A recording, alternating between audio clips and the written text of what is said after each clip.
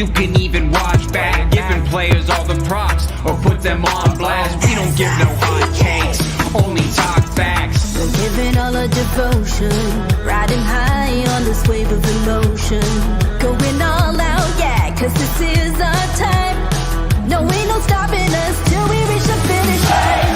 All in, we came here to win. We're gonna give everything. S-I-C-K on the run. S-I-C-K, sick. On fire, we're ready to fight. We'll bring the house down tonight. S-I-C-K on the run. S-I-C-K, sick.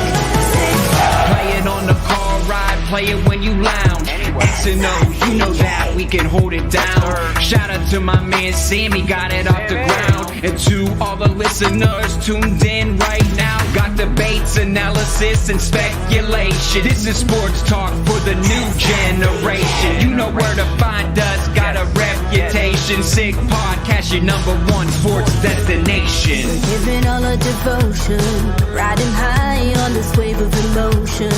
Going all out, yeah, cause this is our time. No, ain't no stopping us till we reach the finish line. All in, we came here to win. We're gonna give everything. S-I-C-K on the run. S-I-C-K, sick. On fire, we're ready to fight.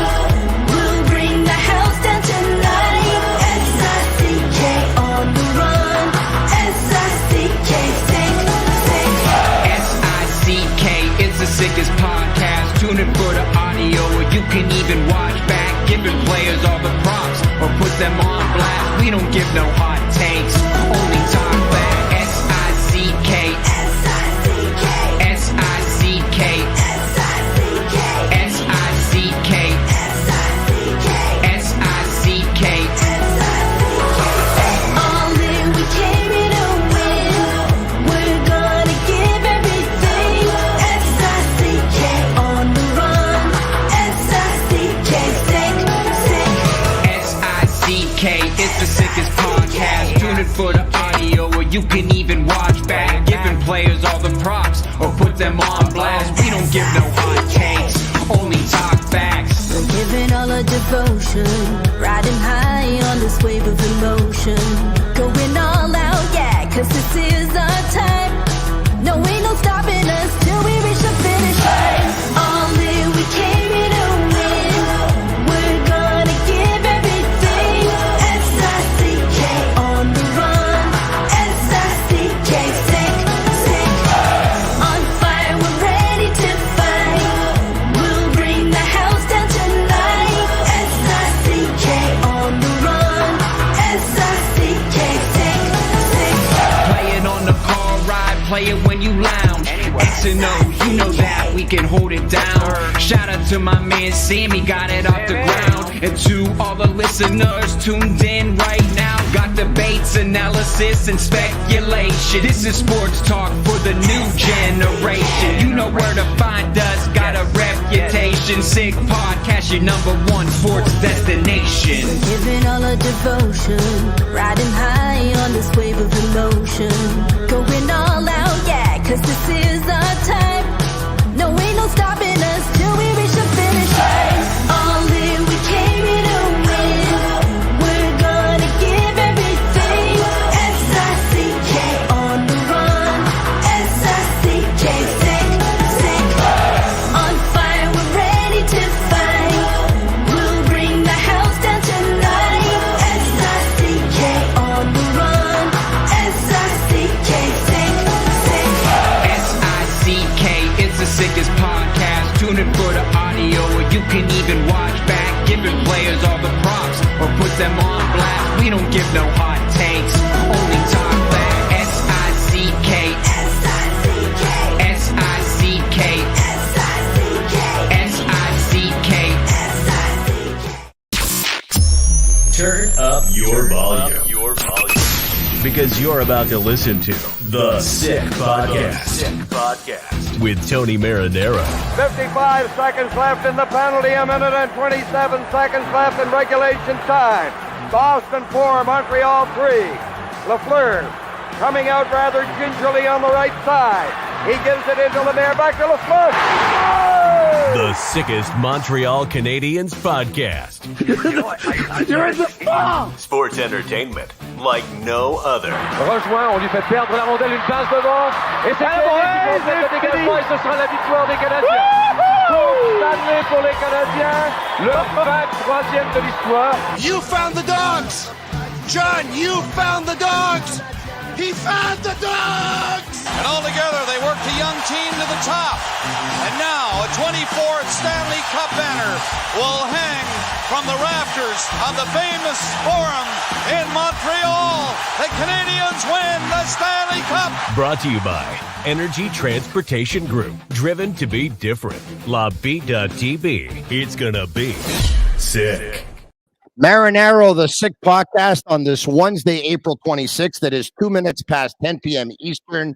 And here I am live from Montreal, Quebec, Canada, letting you know that the Boston Bruins and the Florida Panthers are tied at 3. This game is going to overtime. Brad Marchand had the winning goal on his stick right before the buzzer, but it wasn't meant to be. Overtime it is. The Florida Panthers will try to avoid elimination, and the Boston Bruins will try and close them out. And about 6 minutes into the game, it is the Colorado Avalanche and the Seattle Kraken are absolutely scoreless. We're going to be with you for the next 57 minutes or so until about 11 o'clock. And doing this for a living is an absolute joy. It's a privilege. It's a pleasure. And there are some shows that are a little bit more awesome than others. And this one is an honor. It's the second time I'm going to have a chance to interview him. I was lucky enough to be the MC and catch up with him about 10 days ago at St. Gabriel's Elementary School. I bring in, without further ado, from the Montreal Canadiens, defenseman Michael Matheson. How you doing, Mike? Good. How are you? Very, very well, Mike. Thank you for doing this. Reminding everyone that the Sick Podcast is brought to you in part by Bittt Tibi, brewed in Quebec, a winner of a dozen international awards. It offers quality microbrewery beers made with premium ingredients for everyone's taste. Embrace your true nature. And also brought to you in part by Energy Transportation Group, a leading full-service logistics provider serving all of North America, driven to be different. Mike, it was so good to see you about 10 days ago at St. Gabriel's Elementary School in Point St. Charles. And you were there, of course, because you are an ambassador for Champions for Life. And you were spreading the word that you don't want the youth to be active. You want them to be in movement. You want them to take part in sports. And if they do so, they will be champions for life. You spent some time with the kindergarten class. You actually read a little bit of a book for them. I have a picture here. We'll bring it up. A picture of you with the kids in the classroom. Isn't that a beauty? And look, let's take a look at it one more time. Look how excited the kids were to see you. I have a little video here. Where's Nappy Raw? Whoa, that's a good one. That one's mine. That was mine. That one was? That one's mine. Wow, thank you so much, son. That's so nice of you. I'm gonna go home and look at every single one of them. Thank you. Thank you. Beautiful images there, Mike. You know, what I loved about you that day was I could tell that you were really, really happy to be there. And I'm wondering, when you were their age, did you ever have a chance to be a Montreal Canadiens hockey player while you were in school, or an NHLer for that matter? Yeah, actually, we had at Point Claire Arena, I don't know how old I was, but there's a picture of my brother, my sister, and I with Mark Recchi on the ice. We got to meet him, like he came out to a public skate or something like that. But yeah, that going out to St. Gabriel was so much fun. It was great to see all the kids and see the look on their faces. It bit of a pinch me moment that they'd be that happy to see me. Still not used to that, I guess. But like you said, I, as an ambassador for the Champions for Life Foundation, in today's world, technology has given us so much and made our lives different and easier in a lot of ways. But I think more than ever, it's so important to really emphasize, especially when you're growing up and even continuing into adulthood, when when it can be easy to get stagnant, it's still so important to get outside and stay active, stay moving. And so that's kind of what we're trying to accomplish with it. A lot of those kids want to be you. They want to be Mike Matheson one day. They want to play in the National Hockey League. They're playing hockey right now. So let's take you back to your youth when you were around their age, maybe even younger. Let's take a look at this. What a beauty, huh? Huh? That's a great one. Yeah, that was in pre-novice plus, playing for West Island. And then as you got a little bit older, I got one here with you and your dad. I think this one dates back to 2012. Look at that hair. Glad I did my hair for the picture. Yeah. Look at your dad. Proud dad, of course, then. I would imagine he's smiling even more now. Mike, at what age did your dad put you in hockey, and who do you attribute your unbelievable skating ability to? So I guess I was playing as soon as I could walk. I was on skates and not necessarily skating, but pushing a chair around on the ice or something like that. Trying to keep up with my older brother and sister. Yeah. So I think that was a big part of it was, I was always chasing them, trying to keep up with them. I hung out with my brother and his friends that were all his age my whole childhood. So I was always trying to play catch up in that sense. Mike, I told you this 10 days ago when we saw each other last, but it's the second time interviewing you. The first time was probably 12 or 13 years ago at John Rennie High School in Pointe Claire. There was a fair or an open house or something. Anyway, I happened to be there representing the radio station where I was working at the time. And they said, you're going to interview one of our Sport Études students. And I said, with pleasure. And I said, who am I going to interview? And they said, Michael Matheson. I said, okay. They said, he's going to play in the National Hockey League one day. And I said, wow, that's pretty big. I'll take your word for it. And we spoke for about 15 minutes or so. And when we were done, I said, this guy really is going to play in the National Hockey League one day, because at around that age, teenagers are usually pretty timid, pretty shy. Instead, you were talking like you were 25 years old. You were talking like you were in the NHL already. So I commend you on your maturity. Good times when you think back to John Rennie, huh? Yeah, thank you. I appreciate that. It's crazy to think that that's already been, I think it's even more than 12 years ago. Really, eh? Yeah, probably point. is. Yeah. Time flies, that's for sure. Time really does fly. From John Rennie, you went to Dubuque. And then after that, and that's when you got drafted, Mike, right after the Dubuque season, correct? Which was 2011, 2012, because you got drafted at the 2012 draft. And I remember it because I was at that draft. It was in Pittsburgh. The Montreal Canadiens had the third pick that year in the draft, and they drafted Alex Galchenyuk, right? I believe Yakupov went 1, Smith went 2, and Galchenyuk went 3. The Canadiens that year, Murray was second. Murray, pardon me. Yeah. Murray was second, correct. The Canadiens that year had the third pick and the 33rd pick. You ended up being drafted, I think, 23rd with the Florida Panthers.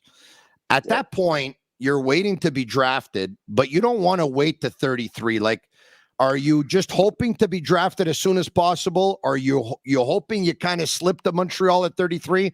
Or I guess in an ideal world, are you hoping that Montreal makes a move to move up and probably get you a little bit earlier? Yeah, I mean, I think growing up, they were always my team and my whole family. We'd sit at home, watch every game. I can think of Michel Marzi, all those games. That was just a staple in our house. Like, we watched every game, and so I think that would have been such a cool moment to have been drafted by them. Yeah. Having said that, when you're in that situation, all you want is for your name to be called. Yeah, of course. And so you're truly happy to go. Absolutely. Yeah. So you were a big Canadiens fan then. We know that. You said you were watching Les Méchants Mardi and all the games. Just curious, were you listening to a certain sports radio host in particular back then? Yes or no? Tell me the truth. You're not going to hurt my feelings. Yeah, definitely. We were all the time, for sure. Oh, yeah? Yeah, we were listening to you all the time. Yeah, I appreciate that. Thank you very much. That's why when we did the interview at John Rennie, I was a little nervous. I was like, geez, I gotta set my game up. Got to be ready here. Oh, please don't tell me you were starstruck. That would be my claim to I fame. was. I truly was. Yeah. Well, 14 or 15 years later, I can tell you that I'm almost pretty starstruck talking to you, Mike. Once again, I commend you on your career. It's absolutely fantastic what you've been able to do. I love you as a player. I think you're great, and I think you're an even better person. So, I think your parents did an awesome job with you, Mike. You go from Dubuque, you go to Boston College, right? And you play for the legendary Jerry York, the winningest coach in NCAA history. 5 championships, 1 with Bowling Green, 4 with Boston College. He's coached for about 50 years. He just retired last year, as a matter of fact. His final 28 years were with Boston College, coaching that team. What did Jerry York mean to you? And talk to me about your experience at Boston College. It was, when coming from Montreal, I really didn't know much about college hockey. And so, I was lucky enough to be recruited by a few different schools, and my family and I went down and started visiting them, and it was incredible. You go to one and be like, oh, this one's it. And then you go to the next one and be like, oh my God, this one's amazing too. And they all have so many different things to offer. I think I would have loved anywhere I went, but I was so happy that I chose BC. It was just on the school side. It's an incredible place. It's challenging academically. You learn a lot. And then obviously on the hockey side, like you said, you get coached by Jerry York. You're in one of the best, most competitive teams in the country. When I was there, my 3 years, I think we were always, if not in the top 10 in the country. I'm sure there are different points in the season where we weren't, but for the most part, we were top 10 all 3 years. And so you have a chance to win every year. And it's just a special, talking specifically about Jerry, I feel like I have to talk about him because he was incredible. He, like you said, he had such a long storied career, and every day he'd come to the rink as if it was his first time being there. It was incredible, the energy and positivity he brought. He didn't make it an environment where it's like, oh, isn't it so much fun to play hockey? Let's go see what happens. Like, no, winning matters, and we're going to make sure we do the right things to win games. But man, are we lucky to be able to do this. Speaking of which, the Florida Panthers have just scored in overtime. All right. So they avoid elimination.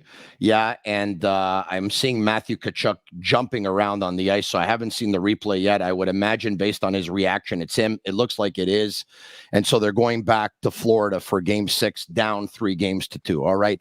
Sounds good. Real nice for you to talk about Jerry York. I know you love talking about him, and I hope that he loves talking about you too.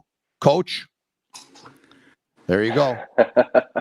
No way. Andy, great to be here on the show. And Michael, good to see you. It's good to see you, Coach. How are you? Excellent. Yourself? I'm doing great. Better now, that's for sure. Yeah.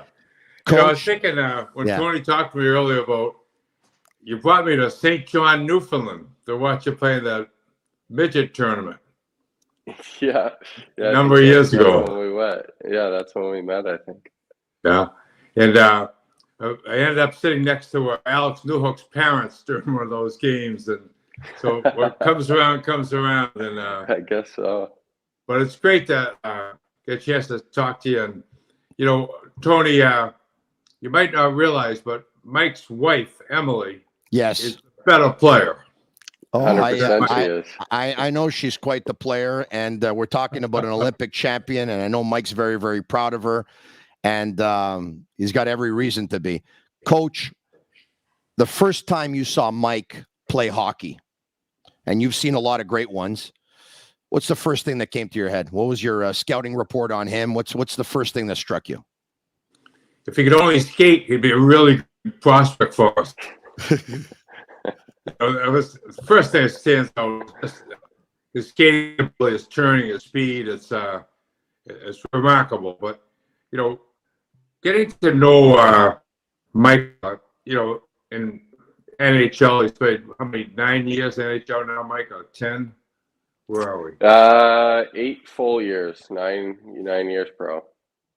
So, but all that speaks about, his hockey ability. But I thought with us, his leadership was standing. He was a captain as a junior, which is very rare for us, and was so well respected by professors and teachers and coaching staffs that, we could always judge, how's the skating, how's the stick handling, but the inner part of him, just being such a great young man to work with, and you got to give a shout out to mom and dad because of all, I have a hockey Hall of Fame of parents, and they're right in it, Tony. So they've done a terrific job. Coach, is there, you talked about his skating ability. I've been covering the Montreal Canadiens for over 20 years. I've never seen a blue liner skate like Michael Matheson, or probably any player for that matter. It's effortless. He glides on the ice. It's poetry in motion, really. Is there one moment, Coach? Is there one moment that stands out for you? A Michael Matheson goal, a Michael Matheson assist, Michael Matheson off the ice, Michael Matheson in practice, anything that stands out? We had a number of really excellent players when Mike was with us, but I remember him and Johnny Gaudreau moving pucks and making plays that were like, I had to kind of, they do it in practice, so I should get used to it. All of a sudden, big games, bean pots. We won a couple of bean pots with Mike there, and it was just really good to watch the tic-tac-toe and the ability to see the ice so well. And you throw in Kevin Hayes, that group with those, they got those 3-on-3 out there. That's pretty special from the bench. Coach, Michael was on pace for almost 60 points this season. I mean, a terrific season, 34 points in 48 games. You watch Michael play now, I think he's a star already, to tell you the truth. I don't know if he has that, if he likes to have that label on him, but I think he's a number one defenseman. There's no doubt in my mind.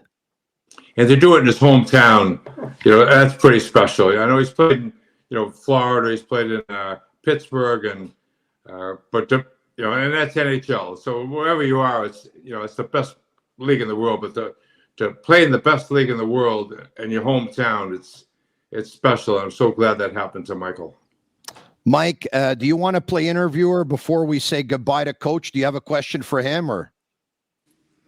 No questions. I'm gonna have to go check my ego a little bit after all that, but no, thank you. I haven't gotten the chance to tell you in person. We haven't seen each other since you retired, but I just wanted to congratulate you on such a special career. I was so fortunate to be coached by you for 3 years. Like I said, just your infectious positivity and energy that you brought to the rink for so many years was incredible, and that's the number one thing I've carried with me from our time together, and tried to continue to bring that with me through my career. I learned so much from you, and so thank you again. Only had to break that. I got the game in the background here, so I was able to watch the overtime. And I know. You and everyone else that board. has one eye on Mike and one eye on the game. Coach, thanks so much for taking the time. When I gave you a call and I said, I'd love for you to take a few minutes to come on and talk about Michael, you got back to me right away and you said, I'd love to do that. So thank you very much, Coach. Have a great night. Take care. Yeah. All the best. Hey, guys. Thank you, very Coach. much. Thanks for coming on. Yeah.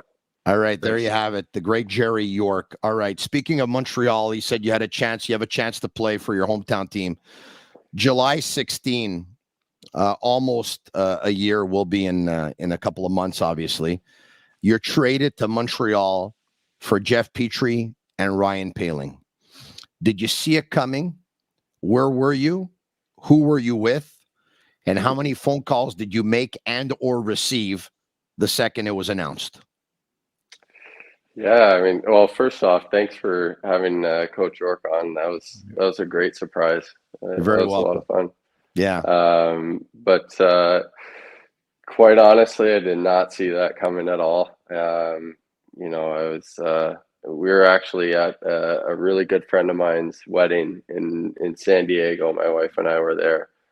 Thatcher Demko, who I'm sure many people would recognize the name, but so we were there, and there was definitely a lot of rumors out there about what Pittsburgh was going to do with the 9 defensemen that were on one ways and this and that, and I felt like my first year was a great step in the right direction. My second year in Pittsburgh was another good step, and so I felt good about where my game was progressing, and kind of felt like we were going to head back into the next season in Pittsburgh and continue building. And compare that to when I was in Florida. In Florida, things weren't clicking at all, and it was definitely time for a change. And so no, I didn't expect it at all, but my agent called, and when I saw their phone ring, I knew right away that I was getting traded. So it's almost like I picked up the phone and said, "Where?" And so for him to say that I was going home and playing for the Canadiens was such a shock. I don't think it really set in for a long time. Even once the season had started and I wasn't playing, I don't think it had still really set in. And so it was an exciting moment, especially I was still kind of on the phone with both teams' general managers and completing all those phone calls. And I got a text from my dad saying, somebody just released that you got traded. Is this true? And so once I finished all those phone calls, called him up and broke the news to him. Must have been a great moment for you to tell your dad you were coming home. Yeah, definitely. It was twofold, really. It was obviously the opportunity to play for the team that I grew up idolizing. My brother, my sister, my dad obviously grew up as a hockey player in Montreal, idolizing the Canadiens as well. And so I don't know if my mom idolized them growing up. Yeah. Anyway, it was definitely that part of it was so huge, and then the other part of just the family side of being able to be close to family. We have a son now that's going to be 2 in June, and the opportunity for him to get to be with his grandparents so much more than he would have otherwise. Pretty cool. You could drive down on the weekends. You're probably free on Sundays. Make the drive from Old Montreal to the West Island. It's a little bit of a drive, but you need your Canadian passport, by the way, once you get to Point Claire to show it. Different world out there. Yeah. Hey, how you liking Old Montreal, by the way? Oh, we loved it. It was, like you said, you almost need to cross a border to go out to the West Island. Growing up there, you kind of get stuck out there and never really had it. Like the only time we went into the downtown was once or twice a year to go see a Habs game. Yeah. My dad would find tickets and we'd be able to go. But other than that, we'd never go downtown. And so it was almost as new to me than it was for my wife, Yeah. Yeah. The producers of the show actually live in Kirkland and I'm in LaSalle. And I say to them, guys, you guys got to get closer to town, man. You got to get closer to Hey, who was your favorite Montreal Canadian growing up? I think, our household favorite was Saku Koivu for sure. Yeah. Yeah. But you as a defenseman, was there a defenseman that you looked up to? And if it wasn't a Montreal Canadian, which defenseman around the National Hockey League was your favorite NHL defenseman? Well, I think if, you love the intensity that a guy like Mike Matheson used to bring, Markov was just so good on the power play, so good offensively and defensively. Yeah. He was a lot of fun to watch. I think, around the league, you look at a guy like Nick Lidstrom. Yeah. He didn't do anything wrong. Yeah. So I still to this day will watch clips of his. Oh, really? Yeah, just of his games. Obviously, the stuff that he was able to do defending, you can't really, some of it you can't get away with now. Yeah.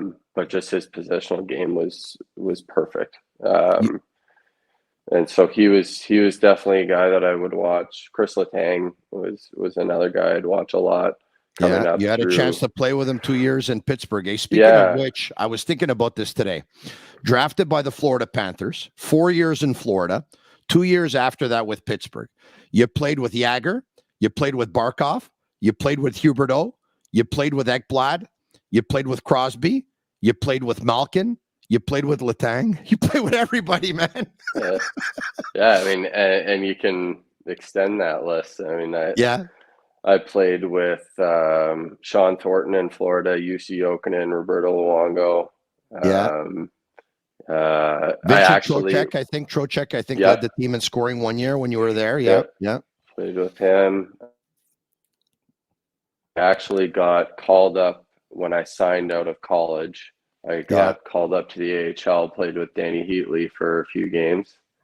So I've been very lucky to play with some really special players. Yeah, once upon a time, a big-time scorer in the National Hockey League, of course. You talked about getting a call. You were traded to Montreal. How far do you and Kent Hughes go back? He was my agent before he became the GM in Montreal. Yeah. When you met him when initially? When did you meet him? Yeah, I met him.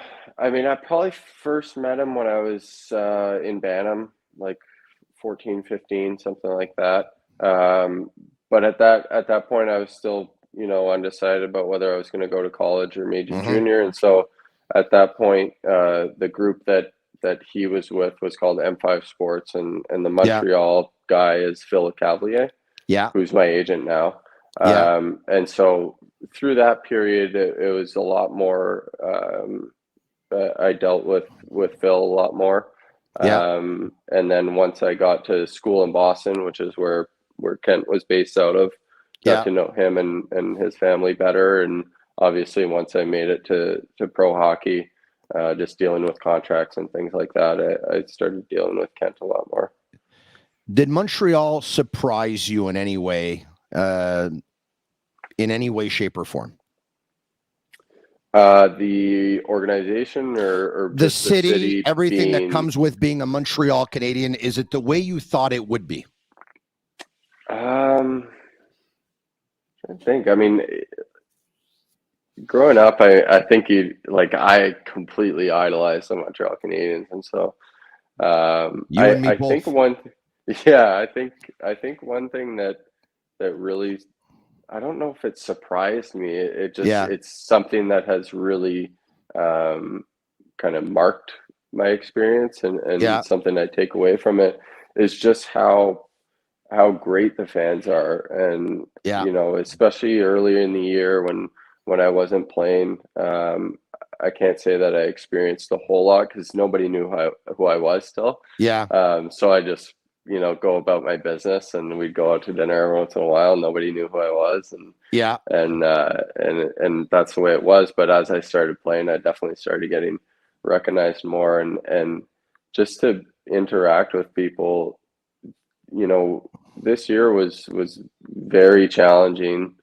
It's not easy to.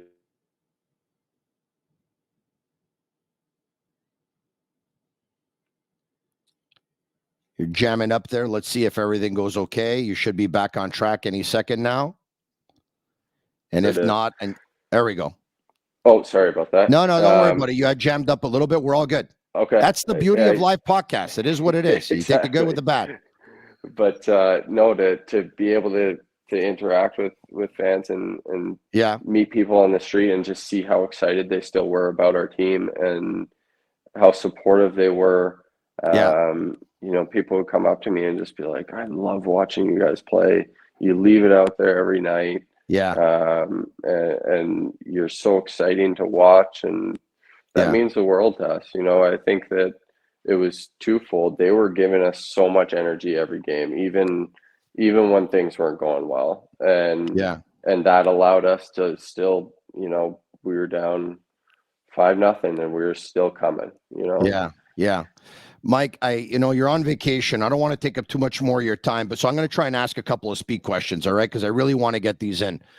Tell me something that Coach Marty St. Louis did or said that as soon as it was either done or said, you said to yourself, wow.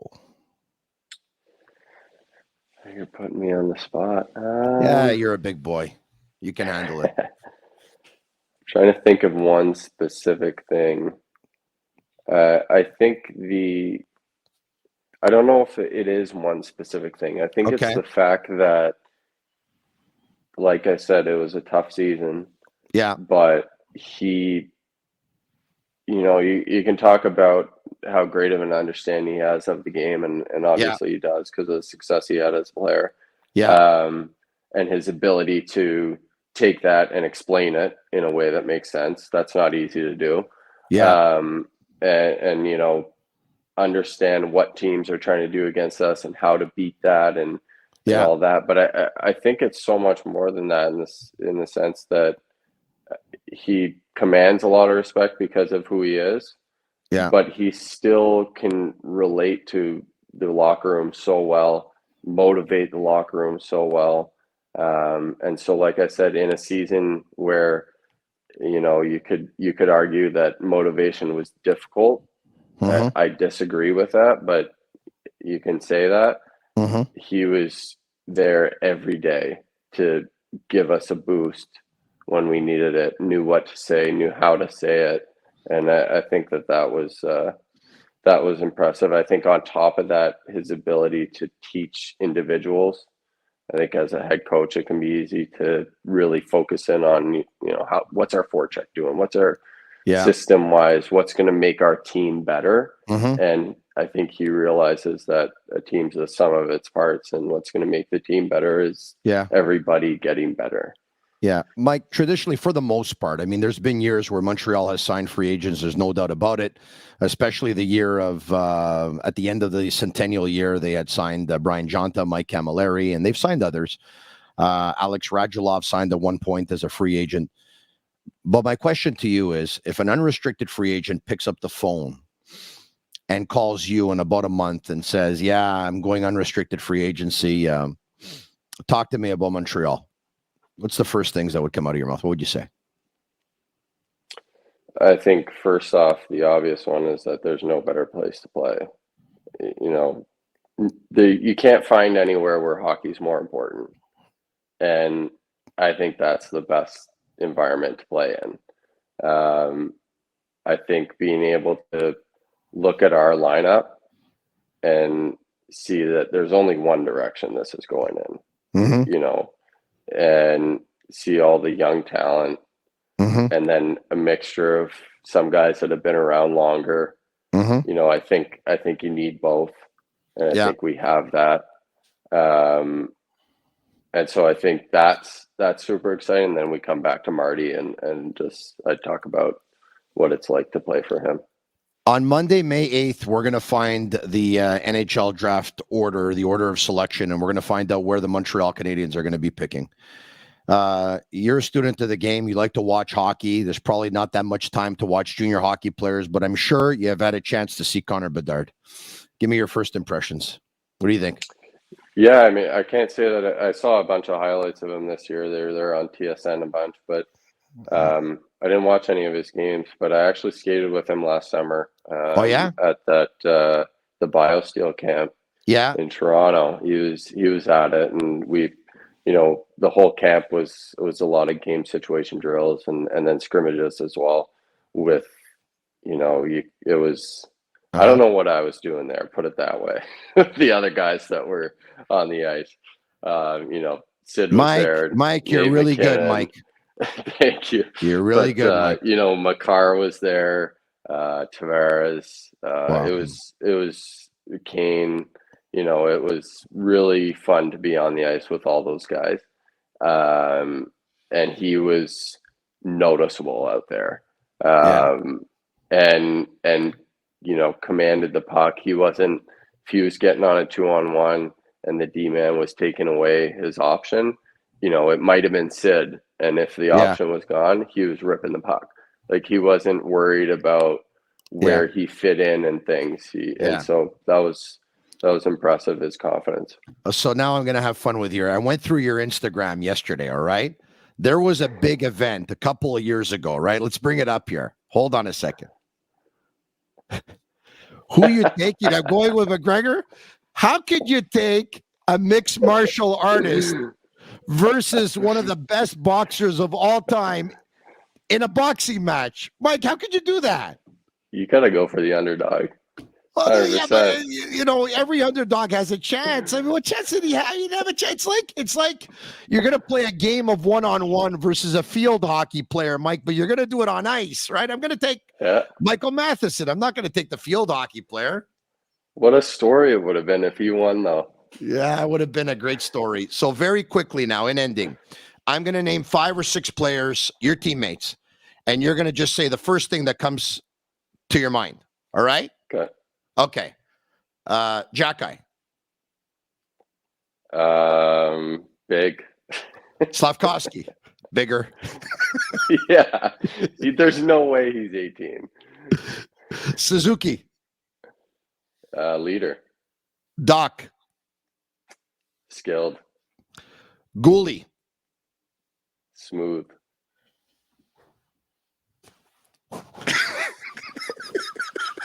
Meathead. All right, in ending, 2 beauties. Michael Matheson with, hold on a second. There you go. Look at that. Look at that hat too. That was 10 days ago when you were blocking my truck with your pickup there. I couldn't leave. I'm like, Mike, you gotta get out of here. But you were protecting the goalie, I guess. No, all kidding aside. Exactly. You want to see beauties? Let's show this video. There you go. There's your beautiful wife and your beautiful son. And here's a video of him.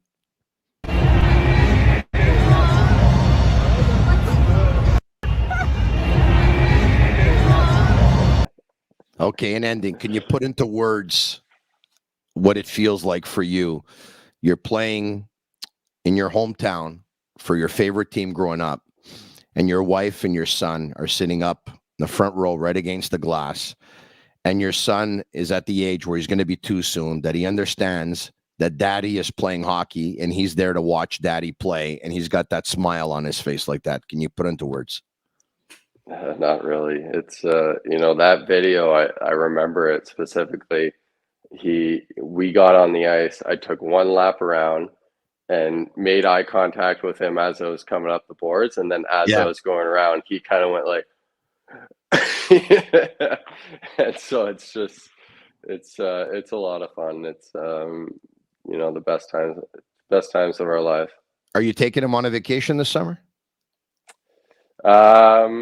We'll see. I'm not sure. No, I'm not is sure the what plan, we'll do. Is the plan to stick around Montreal and Buffalo, do both cities, or is that the plan? Or yeah, we'll be in Buffalo a lot more. We've had a pretty crazy last couple of years with a couple of trades and trade last summer, and so it feels good to just kind of lay low and hang out. Mike, what an awesome move by Kent Hughes to bring Mike Matheson back to Montreal. Congratulations. I thought you were fantastic this season. The fan base is proud of this team, even though, they know that what's going on right now is part of the plan. The future looks very bright for you and for the team. And I hope you enjoyed these 35-plus minutes as much as I did. Thanks again, Mike. I really appreciate your time. Yeah, definitely. Thanks a lot for having me. Thanks, bud. Take care. All right. You're not nervous anymore talking to me, are you? I'm getting there. Thanks, Mike. Have a great summer. Okay, bud? All right. Thank you. All right. There you have it. From the Montreal Canadiens, Michael Matheson. All right. What a guy, huh? What a guy. Why don't we get to some of your questions, because you have a lot of them. If you enjoyed that conversation that I had with Michael Matheson, who was very generous with his time, like it, share it with your friends, comment sick, S-I-C-K, S-I-C-K, S-I-C-K. Take to Twitter right now and write about it, comment about it. What did he say that most stood out to you? And you know what? I'll even take phone calls. I don't think we're planning to take phone calls tonight, but if you want to give me a call, let's bring in Agnello and Sammy and Master Control from Master Control. Let's do that. Let's bring him in. Agnello and Sammy? All right. Hey, very, very good. How are you? That was a great interview. That was it was a conversation. It was a conversation. Yeah, it was. I very much enjoyed it, and I hope everyone did too. Can we take calls if people want to comment on what Mike had to say, or are we set up to take calls tonight? Yeah, we can try. All right. Well, why don't we do that? We'll give out the number 1-888-585-SICK. 1-888-585-7425. If you want to weigh in, we'll get to you in about a minute or two. Also, want to give a shout out to VPR Impex. My buddy Mario Ruffalo at 16641 Hymus in Kirkland. Vapore Ecological Dry Vapor Cleaning Technology. It allows you to clean and disinfect surfaces faster and more efficiently without the need for harsh chemicals. We're talking water, we're talking steam here. It's a beautiful thing. For residential, for commercial, for hospitals, for old age homes, you name it, in your house. My wife used it today to actually steam, clean, sanitize our refrigerator. Over the doors, everything, over the freezer. With the windows as well. It comes with different attachments where you can steam and clean your bed to avoid bed bugs, of course. And when you steam it, you can automatically lie on it right away and sleep on it. It's not wet. It's dry completely. So check them out at vprimpex.com. They have a great product. Also, before we get to your calls, at 1-888-585-SICK, 1-888-585-7425. Giveaway winners for a pair of Anthony Rodia tickets are at Habs Fan 111 and at Frank RV85 on Twitter and Anthony Lanny on Facebook. Those are our three winners. We will contact you and we will get you the tickets. And Yellow and Sammy, Master Control, if you want to bring up some questions, I'll get to the questions. If not, we'll get to the phone calls. You just patch in a call when we have one at 1-888-585-SICK, 1-888-585-7425. What did Mike Matheson say that most caught your attention? Huh? You want to weigh in on Michael Matheson? Do so. Ellen Keefe says, wow, Tony, Matheson is so awesome. And you were awesome too. I was very excited to see this episode. Matheson is a great addition to the Habs. The future is brighter than ever. Says Frank Consolo. Thanks, Mike, for taking the time. And good luck next season. Can't wait. Darcy Berger says, thanks for that, Tony. I sure love having Michael Matheson on the Habs. Vitherson says, we enjoyed it for sure. Michel Marcel says, Madison needs an A on his jersey. Jake Gibson says, seems like a well-grounded gentleman that he is.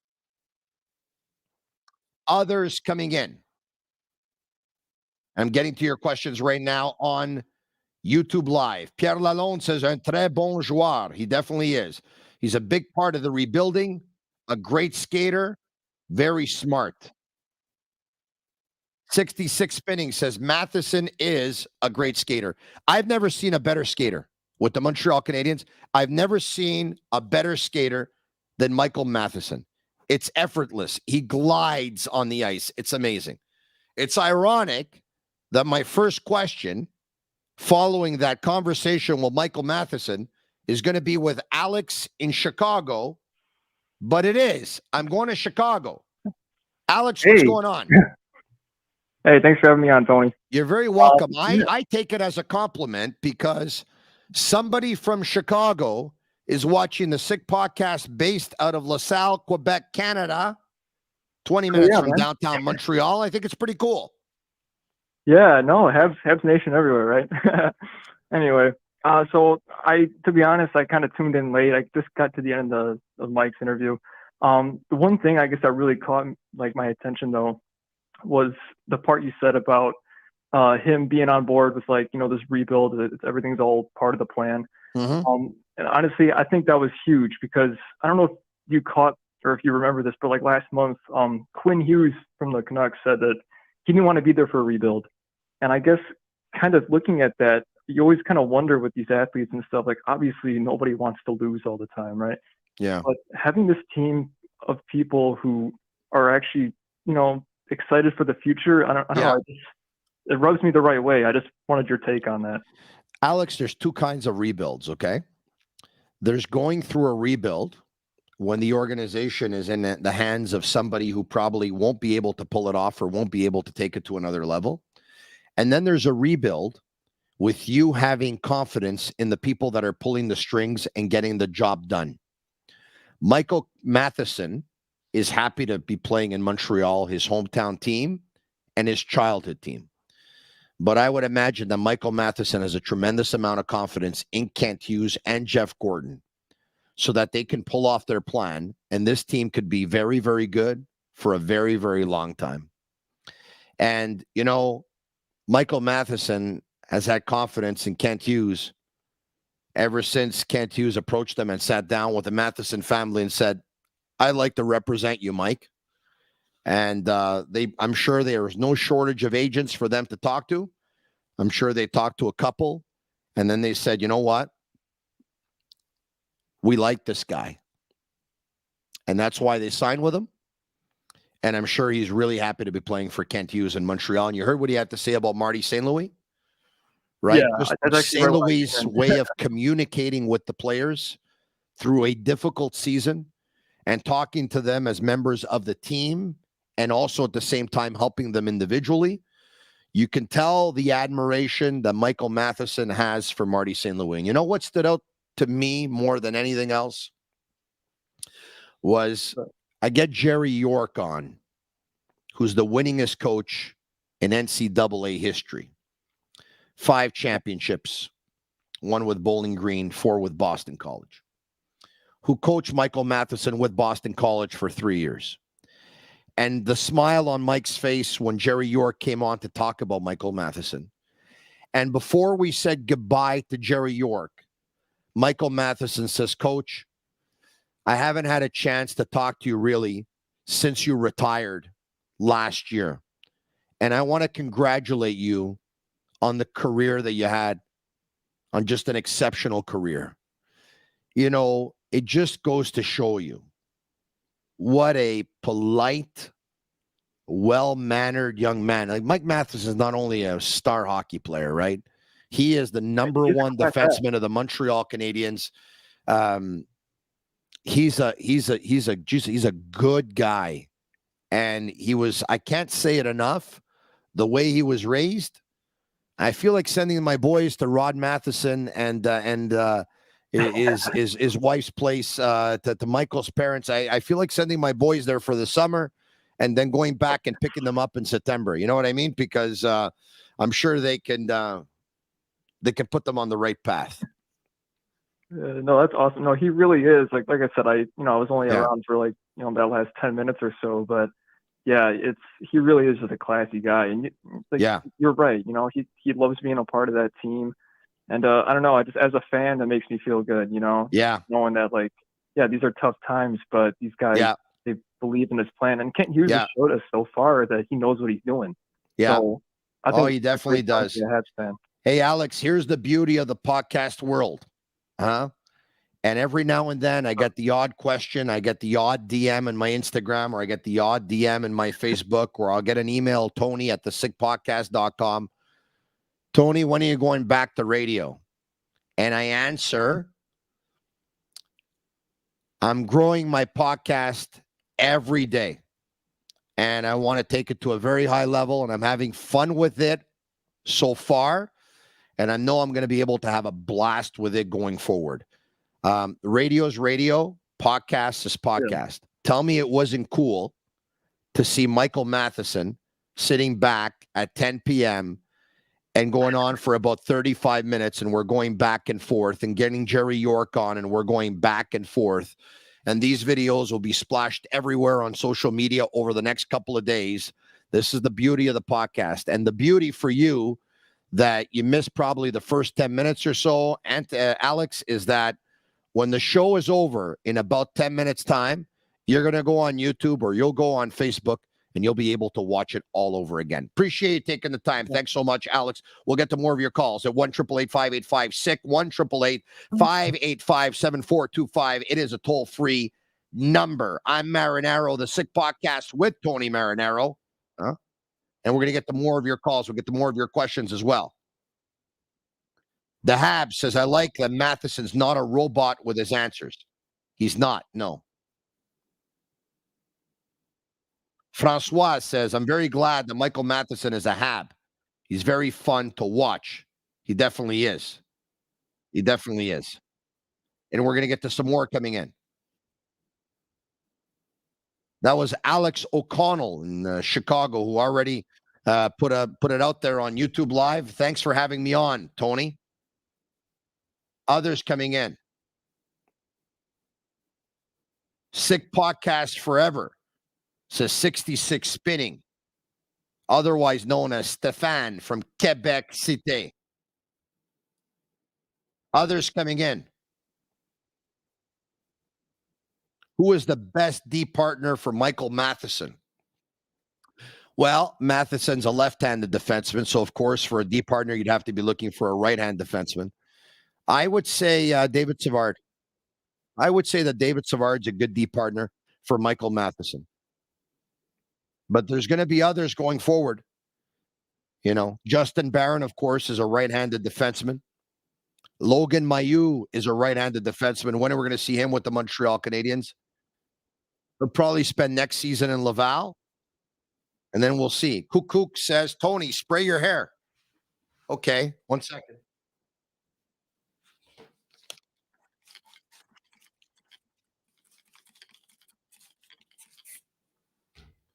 All right. What is it? We get the curls going or what? Huh? We get the curls going? Ryan says offense and defense. HC says Sick Podcast, next level Tonino. Kelly wants me to put conditioner now. That big jug conditioner. Do I have it handy? We'll see. Kelly, this is for you because I'm a man of the people.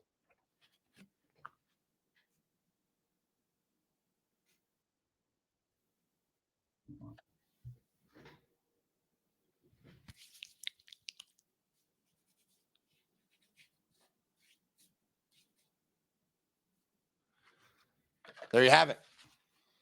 All right. That's done. We'll get to some more at 1-888-585-7425 if you want to weigh in on Michael Matheson or the conditioner that I put in my hair, a little bit of spray. Huh? We can talk about that as well and more. Some of your comments, some of your questions. I'll get to them.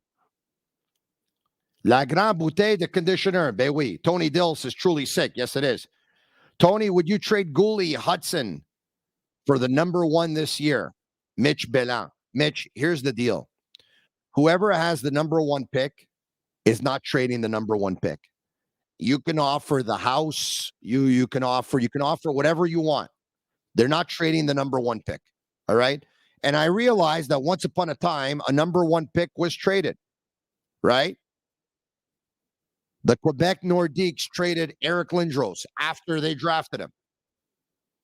They traded him to the Philadelphia Flyers for Ron Hextall and Mike Ricci and Chris Simon and Kerry Huffman and Peter Forsberg and $15 million. And there was probably and Steve Duchesne, and there's probably even something else. I don't remember. That's the most I can remember. But the number one pick isn't traded very often.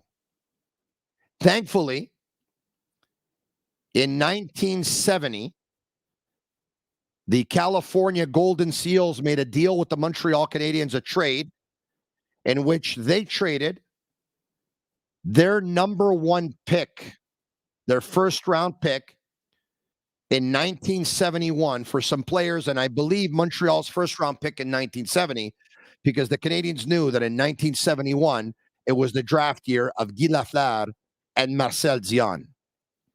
And then the following year, the Los Angeles Kings actually were really struggling and I believe the Los Angeles Kings. And was it the Los Angeles Kings? I think it was the Los Angeles Kings. And it looked like they may finish last. And if they were going to finish last, well, then Montreal was not going to have the first pick overall. That the California Golden Seals ended up trading to the Canadiens. So what did they do? I believe they sent Ralph Backstrom to the Los Angeles Kings. Now, this is if memory serves me well, folks. I could be wrong. So that Backstrom can go to Los Angeles, score a few goals, give them a push, and they wouldn't finish last overall. And they didn't. And California finished last overall, and Montreal had their number one pick.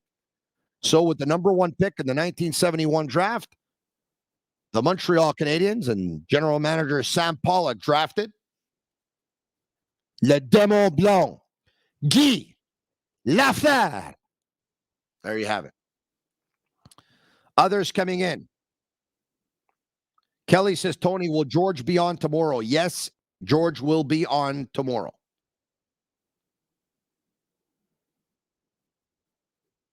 Others coming in. Tony, when are we going to break me and you the record for the longest podcast for the third time? Well, this is what I'm going to have to do, okay? I don't have a door here separating, like my podcast studio from my living room. I don't have a door. So when I go on a little bit longer, or I'm in one of those moods where I get a little bit loud, and right now, by the way, having knocked off 23.2 pounds in the last 30 days, I have an energy that is very, very high, which is going to be even higher in a month from now, even greater in 2 months from now. And I think by the time we get to Christmas, around that time, somewhere in late December, it's going to be off the charts. Hopefully, I'll get to my goal weight at that point, all right? By then, I have to have a door here because I have a feeling that I'm going to go on and I could podcast for hours, 2 hours, 3 hours, 4 hours, 5 hours, 6 hours. No problem. I could pull it off. I'd have to take a look in the Guinness World Book of Records what the longest podcast is. I would imagine, I'm going to take a guess, and I've never looked this up, but I would imagine the longest podcast is probably talking for about a week straight, nonstop. What did you eat today, Tony? So for the last 28 days, I was on 4 ounces of meat or fish at lunch, the same thing at supper, 4 ounces of vegetables at lunch, the same thing at supper, and 4 ounces of fruit at lunch, same thing at supper. For the next 2 weeks, those portions will double. 8 ounces, 8 ounces, 8 ounces. And then after that, for the next 28 days, I'm going back to 4 ounces, 4 ounces, 4 ounces. Following a program, and this is what I've been told to do. I got Angelo at Apex 31, and this is the Apex 31 program. I also want to give a shout out to Charlie at Optimal Stretch. This is the second time I've gone to see Charlie. My youngest has gone to see Charlie 2 or 3 times as well. Charlie has a specialty, which is called fascia stretch therapy. There's a clinic in Arizona. There's a clinic in Toronto. There aren't too many people outside of Arizona or Toronto that have this specialization in North America. He does, and he's based out of Optimal Stretch Clinic on St. Ambroise in St. Henry. The way Charlie has stretched me the last 2 times over the week, I feel like I'm 18 years old. He's actually, I hear the uncranking, and he's unlocking me, and I have the flexibility right now of an 18-year-old. So I'm feeling good with my body. I'm feeling good with my spirit. I'm feeling good mentally. I'm feeling good about the Sick Army. I'm feeling good about this Sick community. I'm feeling good about the Sick podcast. We are taking over sports in Montreal. As a matter of fact, we did. We're taking over sports in Quebec. We're taking over sports in Canada. The Sick podcast is absolutely sick, like me. Tell your friends about it. Share it. Like it. put it all over social media. The conversation I had with Michael Matheson, put it on Twitter, put it on Facebook, put it on YouTube, put it on Instagram, put it everywhere. Tell your friends about it. Subscribe to our channel. It's absolutely free. And if you have, tell your friends to subscribe as well. Why? Because the community is getting bigger and stronger. With each passing day, we are going to take over the world one day. That's a dream. But anyway, I called Agnello today and I said, Agnello, I've thought about it. This is what I want to do. I said, I want to be able to once or twice a month, be able to go anywhere in the world and interview whoever I want. And he said, well, it's going to take a while before we get there. And I said, I know it will. And he says, will you plan on getting there? I said, with our private jet? Yeah, we really have set the bar pretty high. In the meantime, here I am out of my basement in Villa Sal. But everyone's got to start somewhere. The future is bright. It is for Mike Matheson. It is for the Montreal Canadiens. It is for you, our sick army. And it is for the Sick Podcast. For Sammy and Agnello at Master Control. Their Cavallaro. For the Montreal Canadiens and Chantal Maccabee in particular with all of her assistants. Chantal, merci beaucoup. Thank you very much. Who am I? I'll tell you who I am. Make no mistake. I'm Marinaro. And that's a wrap. Hope you don't miss us too much until next time. Follow the Sick Podcast with Tony Marinaro on YouTube, Instagram, Facebook, Google Play, and Apple Podcasts. The Sick Podcast is brought to you by Energy Transportation Group. Driven to be different. La Vida Tibi. Embrace your true nature.